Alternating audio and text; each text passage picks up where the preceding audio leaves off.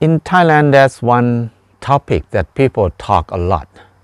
It's about the project that the government want to boost the economics in Thailand, because the government said that economics is in crisis now.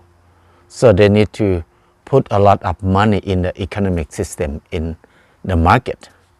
So it will boost, it will stimulate economics to make it grow. That's the explanation. So they call this project digital wallet. This project is to give money to people. It's about 10,000 baht per person. 10,000 baht is maybe almost $100 per person. It's quite a big amount of money for Thai people, but it's quite a big amount of money that the government have to borrow from somewhere else and to give to people. They expect that it will boost the economics, to make economics better. That's the expectation. But so many people not agree with that, because many people don't believe that economy in Thailand is not that bad yet.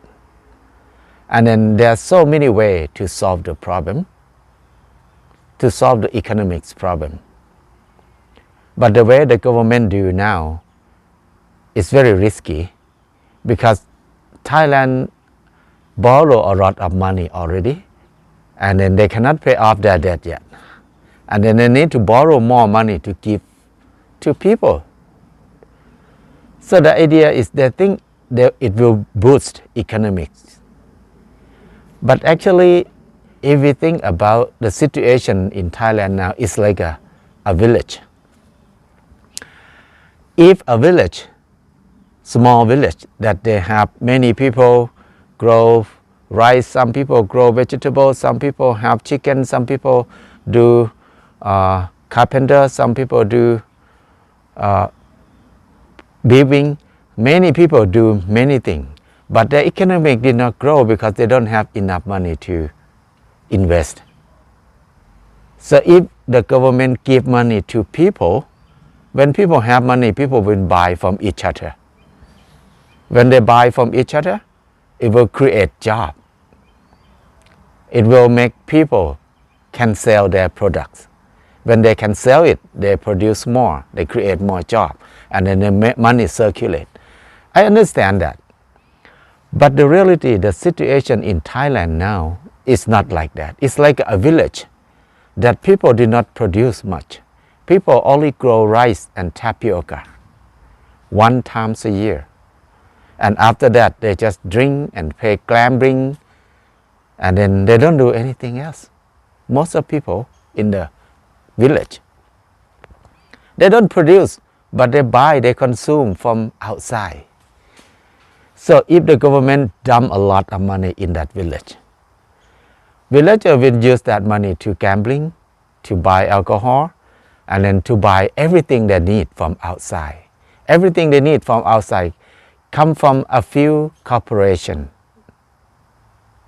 So when we look at the whole picture, it's like this policy, this project, they said they want to boost economics, to make the country have a good economy and make it grow.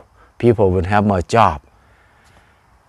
But the reality is, it's not about boosting economics. It can boost a little bit, but not much.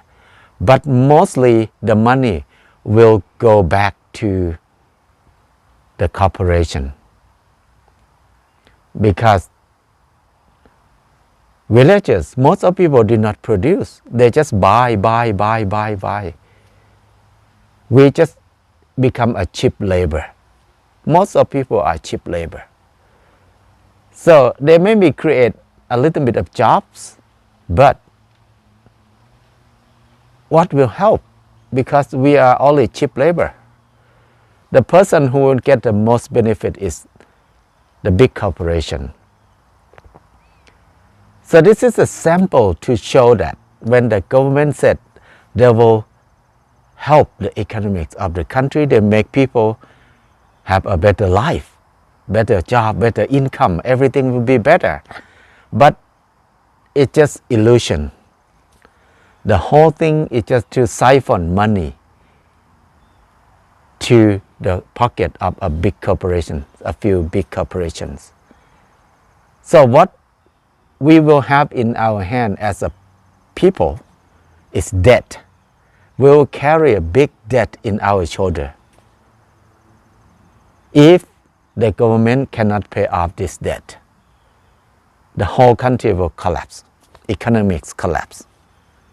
So that's disaster. But the government have to do it. Why? Because the government did not work for us. They work for the big corporation who gave them money to buy vote. So I think this situation maybe happen in another country too. But Thailand is quite obvious. When politicians and business people work together, they always make the big policy, use a lot of money.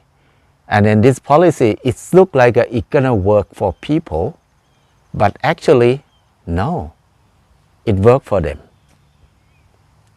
So many projects, it's just like this. This is the lesson that we learned. It's hard to trust the politician or government. That's why we need to prepare ourselves, because we cannot change anything much, because they are so big, so deep roots, deep underground, so strong.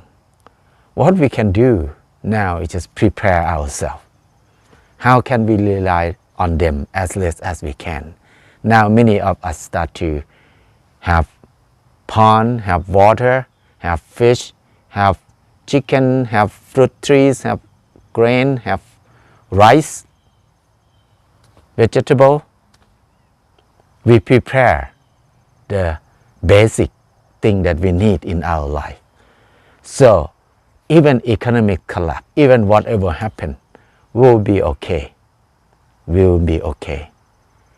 We cannot fight with them, but we need to fight with ourselves. How can we rely on them as less as we can? So this is the lesson that I think many countries can learn from Thailand.